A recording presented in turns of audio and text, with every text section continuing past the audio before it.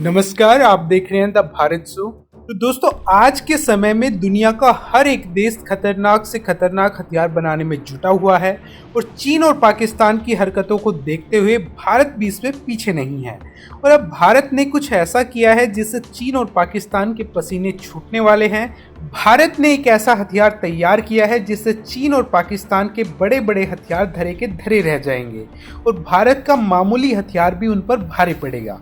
जी हाँ, जैसा कि आप जानते हैं कि भारत ने 3 से लेकर 14 मार्च के बीच में नोटम वार्निंग जारी की है और ये नोटम वार्निंग बंगाल की खाड़ी में जारी की गई है। और ये तो आप जानते ही हैं कि नोटम वार्निंग कब जारी होती है, यानी कि भारत 3 से लेकर 14 तारीख के बीच में एक बहुत ही स्पेशल मिसाइल का परीक्षण करने जा रहा है। हालांकि हमेशा की तरह इस बार भी भारत ने एक खुलासा नहीं किया है कि ये मिसाइल कौन सी होगी, लेकिन नोटम वार्निंग की लंबाई चौड़ाई से ये पता चल चुका है कि ये मिसाइल कौन सी होने जा रही है।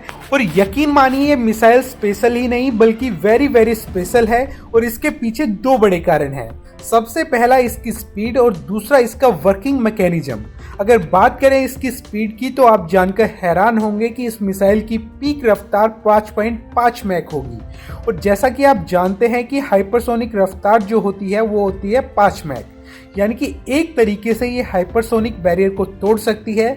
लेकिन फिर भी ये हाइपरसोनिक मिसाइल नहीं है, क्योंकि हाइपरसोनिक मिसाइल होने के लिए सिर्फ आपको रफ्तार नहीं चाहिए, आपकी मिसाइल हाइपरसोनिक स्पीड पर पहुंचकर ग्लाइड भी करनी चाहिए, अपना रास्ता भी इसको बदलना चाहिए और यदि कोई डिफेंस सिस्टम सामने आ जाता है तो उसे बाईपास भी करना होता है, और वो भी हाइपरसोनिक रफ्तार बनाए रखते हुए।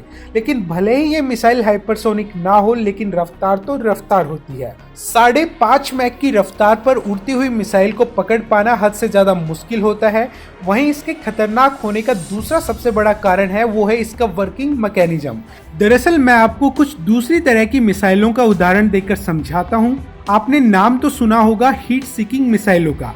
सामान्यतः जो मिसाइलें होती हैं वो होती हैं हीट सीकिंग मिसाइलें, और जो हीट सीकिंग मिसाइलें होती हैं उनके काम करने का जो तरीका होता है वो ये कि वो हवा में उड़ते हुए लड़ाकू विमान को मारने के लिए पूरे लड़ाकू विमान को स्कैन नहीं करती और ना ही पूरे लड़ाकू विमान को टारगेट करती हैं। वो टारगेट करती हैं लड़ाकू विमान के उस हिस्से को जहां से हीट निकल रही हो, और लड़ाकू विमान में हीट कहां से निकलती है, उसके पिछले हिस्से से जहां पर इंजन होता है। यानी कि वो मिसाइलें इंजन को टारगेट करती हैं और एक बार यदि आपने इंजन को किल कर दिया तो पूरा लड़ाकू विमान ध्वस्त हो जाता है। ठीक उसी तरीके से ये मिसाइल है एक एंटी रेडिएशन मिसाइल, और इसका काम है दुश्मन की रीढ़ की हड्डी को तोड़ना।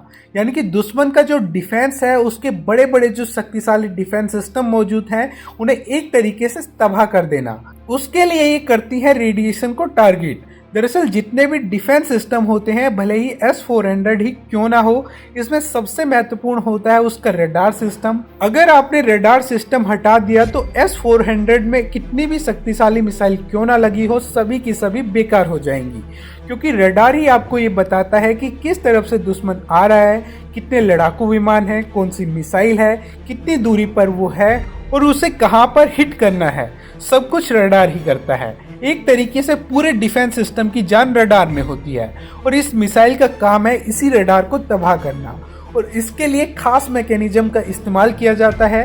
दरअसल जितने भी रडार होते हैं, चाहे वो कितना भी छोटा हो, चाहे कितने भी शक्तिशाली हो, सारे के सारे रडार रेडिएशन को छोड़ते हैं।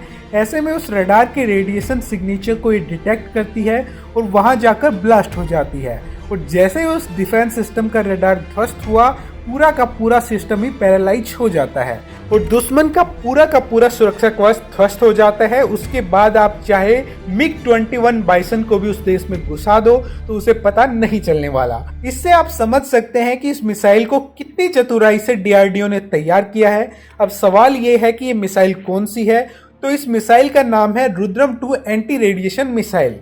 इस मिसाइल का एक वेरिएंट भारत पहले ही तैयार कर चुका है, जो कि है रुद्रम 1, और उस मिसाइल में जितनी भी कमियां थी, जितनी भी खामियां थी, उन सभी को दूर करते हुए रुद्रम 2 को बनाया गया है। इसके साथ ही इसकी रेंज भी बढ़ा दी गई है, जो अब 300 किलोमीटर प्लस होगी। साथ ही इसकी रफ्तार को भी और खतरनाक कर दिया गया है, ताकि जब ये किसी डिफेंस सिस्टम पर गिरे तो वो डिफेंस सिस्टम इसे मारकर ना गिरा सके। यानी कि भारत इसे और ज्यादा खतरनाक बनाने में जुटा हुआ था और अब ये पूरे तरीके से बनकर तैयार हो गई है और आने वाले दिनों में भारत इसका सफल परीक्षण भी कर सकता है।